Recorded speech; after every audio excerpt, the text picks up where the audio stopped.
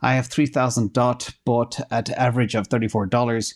Would you convert them to Bitcoin or ETH given the halving and the fact that DOT has a lot of developers but little adoption at the moment? Well, first of all, that is a very good question. And we'll break down exactly where we are with Polkadot right now and look at some pairs and talk about the good, the bad, and maybe if there's any ugly. So first of all, let's look at the Crypto Compendium score.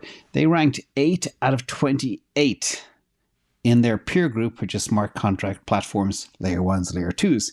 They have a good inflation score. They've got good Nakamoto score. They've got good distribution.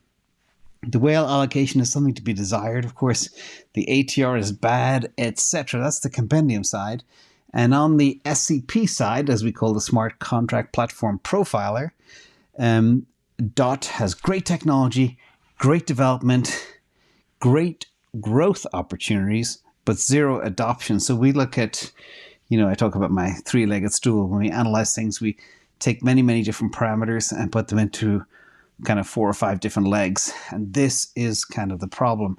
They are very good, but sometimes the best technology, the best platforms, etc., if they don't get adopted, they can shrivel up and die. And that's the biggest concern.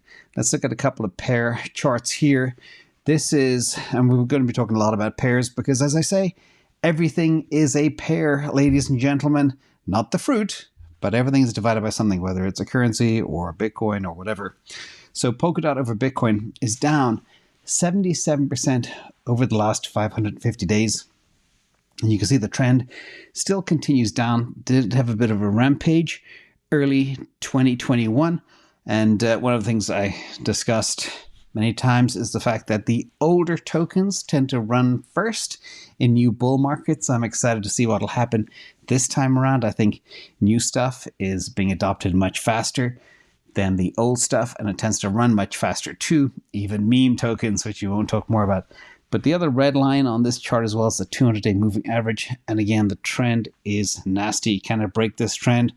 It's not looking likely. Now let's look at Polkadot versus ETH. This is down 88% in 800 days.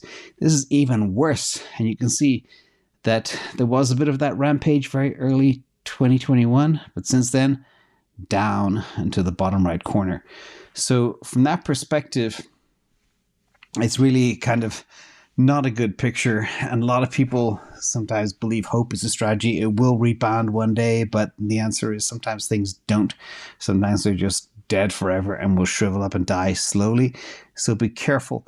I can't tell you what to do with your bag, but I can tell you until adoption happens, it will be a ghost mole. And ghost moles have no dApps, no customers, etc. And there's many of those out there.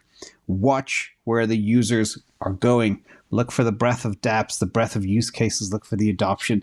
It is absolutely critical. And even though the market may not reward these types of fundamentals, they will in time, because at the end of the day, the data will prove out to be correct. So just be careful of ghost chains and just look at these two charts, and that will tell you where you want to be.